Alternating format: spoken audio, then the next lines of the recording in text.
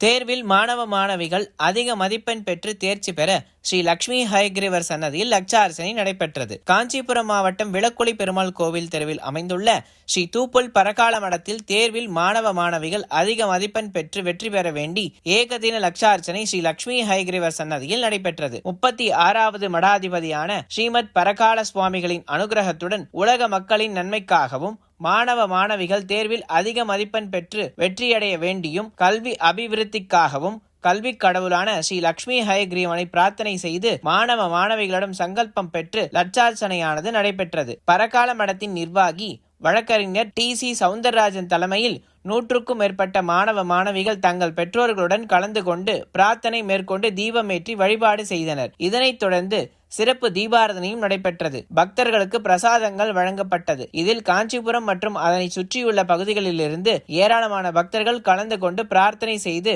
வணங்கி வழிபாடு செய்தனர். இது குறித்து மடத்தின் நிர்வாகி வழக்கறிஞர் டி.சி. சவுந்தரராஜன் சிறப்பு பேட்டியும் அளித்தார்.